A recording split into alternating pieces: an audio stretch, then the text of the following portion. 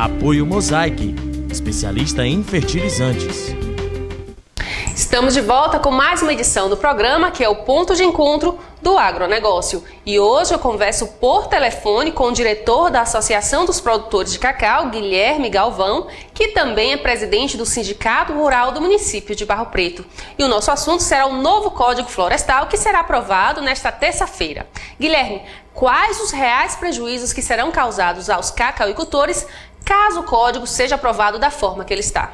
Bom dia aos ouvintes do nosso querido canal. O problema todo é o seguinte: durante todo o código na Câmara e no Senado, disseram que os direitos adquiridos seriam preservados. O Código de 1934 dizia que deveria haver proteção dos riachos e nascentes, sem determinar qual a largura dessa proteção.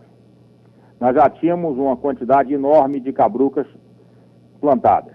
O Código de 65 disse que 5 metros para os rios com menos de 10 metros de largura.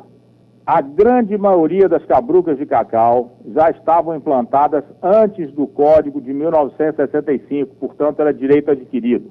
Em 1986, a Lei 7.511 aumentou essa distância de proteção para 30 metros para riachos de até 10 metros de largura. Veja o seguinte: nós temos que um riacho de 30 centímetros de largura tem que ser preservado em 100 vezes a sua largura de cada lado. Isso é uma coisa muito grandiosa. E estão nos dando a possibilidade de somente recuperar 15. Recuperar 15 metros de cada lado de riachos de 30 centímetros, 50, 1 metro, 2 metros, dentro do cacau cabruca, será condenar grande parte das nossas áreas, de 20% a 30% das nossas áreas, a termos o cacau erradicado nessas áreas. Isso é muito sério. Nós precisamos mostrar que a cabruca protege o solo e a água é límpida, não há perda de material por erosão, e as nossas cabrucas cumprem a mesma função que cumpre uma APP. Então não é lógico que se tenha que recompor até 15 metros em rios até 10 metros e de 30 a 100 metros em rios maiores que 10 metros. Isso vai gerar um problema seríssimo com a cacauicultura da Bahia e com a cacauicultura do Espírito Santo. Na Amazônia não existe esse problema porque o cacau é nativo da Amazônia. Nós aqui teremos que retirar as árvores de cacau das nossas cabrucas. Com que finalidade? Se a cabruca protege solo e protege água. A senadora Lídice da Mata propôs 2 emendas em favor dos cacauicultores. O que diz respeito a essas emendas? Na primeira emenda, ela diz que a cabruca de cacau é uma atividade de baixo impacto. E na segunda emenda, na parte das disposições transitórias do artigo 61, é dito que as cabrucas de cacau não precisam fazer a recomposição de que trata os parágrafos 4º, 5º, 7º e 8º. São os parágrafos que dizem que nós temos que recompor a mata nessas árvores. O nossa cabruca de cacau já faz a mesma função de que uma mata, desde que ela tenha os 40 pés por hectare previstos e colocados nas emendas da senadora Lídice. Guilherme, então estas 2 emendas da senadora Lídice da Mata contemplam definitivamente os produtores? Ou há mais algum problema que precisa ser resolvido? As 2 emendas que a senadora Lídice da Mata já fez e já protocolou, elas resolvem o nosso problema. Agora precisam ser aprovadas as 2. Nós não podemos ficar na dependência da boa vontade do Estado em não determinar que nós retiremos os nossos pés de cacau das nossas cabrucas. Se isso acontecer, a nossa lavoura, que já vem bastante debilitada por esses 22, 23 anos de introdução criminosa da vassoura de bruxa, nós vamos ser mais prejudicados ainda. Isso afeta o mini, o pequeno, o médio e o grande. E este governo costuma se preocupar muito e com razão com os assentados. Existem 50 mil hectares de assentamentos na região cacaueira que terão que cumprir a mesma lei nossa. Então, o pessoal da agricultura familiar também se preocupe, porque se passar o código dessa maneira, eles, a agricultura familiar, que são produtores como nós, também terão que recompor as suas áreas. Muito obrigada, Guilherme, pela sua participação aqui em nosso programa e fique à vontade para as considerações finais. Nós colocamos na lista do cacau uma relação com nomes, telefones de fax e e-mail. Gostaríamos que os produtores rurais fizessem pressão em todos os senadores pedindo essas nossas reivindicações.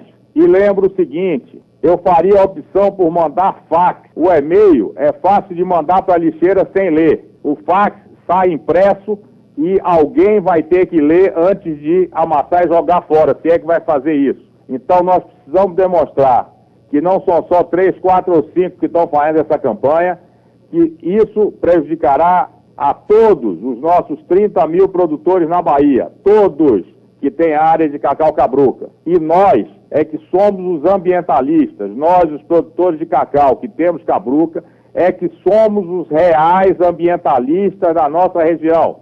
Porque se tivéssemos transformado as nossas cabrucas de cacau em pasto, teríamos vendido a madeira fazendo mais dinheiro do que vale um hectare de cabruca hoje. E esse hectare, tirando pasto, ele valeria o dobro do que vale o hectare de cabruca hoje. Nós temos que receber pelos serviços ambientais que nós prestamos à nossa região e à nossa humanidade. E vamos dizer o seguinte, quem transformou cabruca em pasto não vai precisar recompor, porque as nascentes pequenas e os riachos pequenos das áreas que foram transformadas em pasto secaram na grande maioria, e por terem secado, quem transformou em pasto não vai precisar recompor. Essa é a lógica inadmissível do processo. Nós temos que ajudar o produtor, ajudar a região, porque esse baque com a perda de mais 20 ou 30% da área produtiva de cacau da Bahia, não sei se a região suporta. Peço a compreensão de todos, inclusive dos senadores que nos ouvirem e dos produtores, para que possam pressionar os senadores, pressionar no bom sentido, para que eles passem a entender, porque na hora que o senador entender o que o serviço ambiental que a cabruca presta, ele com certeza que, tendo bom senso, vai votar a nosso favor. Eu queria agradecer a chance de termos nos dirigido aos nossos ouvintes do mercado do cacau. Muito obrigado. Veja agora uma matéria sobre o assunto na fazenda do produtor rural Deroaldo Andrade, em Camaquã. Nos últimos meses, o Código vem sofrendo alterações para adaptar-se à nova realidade nacional de preservação. Mas o novo texto, de acordo com este produtor, falta clareza e gera interpretações diversas.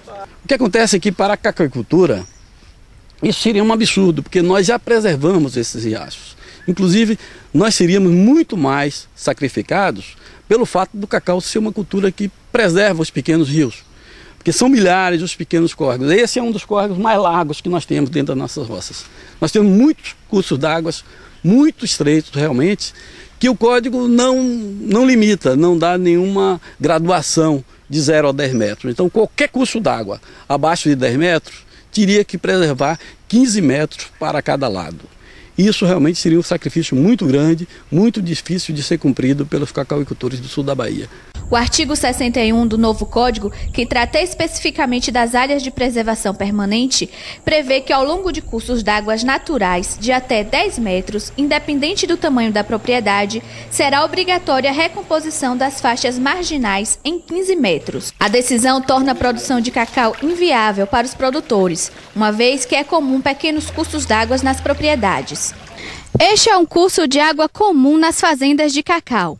O novo código propõe que não haja plantação em torno de 15 metros. Os produtores da região, além de cercar toda esta área, não poderiam ter qualquer cultivo agropastoril.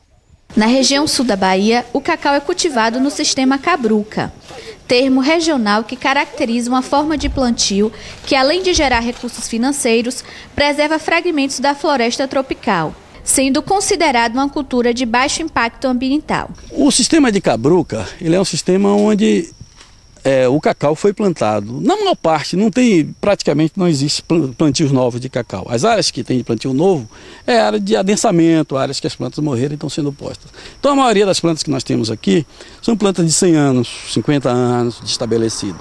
Então hoje nós vivemos com um processo em que existe um dossel superior e um subbosque de cacau. Esse subbosque de cacau, junto com esse dossel, com essas plantas remanescentes da mata nativa, eles formam uma mata ciliar que protege esses cursos d'água. Então nós não temos nenhum problema. Trazer uma lei para modificar essa situação que nós estamos convivendo há mais de 250 anos, seria trazer um problema para um local onde não existe o problema. Se o novo texto for aprovado, os produtores terão que abandonar grande parte do plantio para adaptar-se. Então isso aqui você vê o jeito, isso aqui é um curso d'água, não tenha dúvida que isso aqui é um curso d'água. Pode até ser que ele seja interrompido em determinada parte do ano, mas ele é um curso d'água muito característico e não tem como dizer que não seja. Se houver uma lei que diga que em torno desse curso d'água eu não posso plantar nada, eu vou ter que abandonar o plantio que eu tenho por aqui. A intenção dos produtores é que seja inserida uma emenda que permita ao Estado definir a situação de áreas consolidadas de preservação permanente, de acordo com a realidade regional. Que não é possível que a União legisle definitivamente sobre essa coisa de beira de cursos d'água. Então ela tinha que transferir na própria lei esse direito de decidir sobre isso para os estados, quem sabe até os municípios. Mas eu acredito que nesse momento de evolução da nossa democracia, o Estado está mais preparado para fazer essas definições de acordo com cada ambiente, como o exemplo aqui da cabroca do cacau.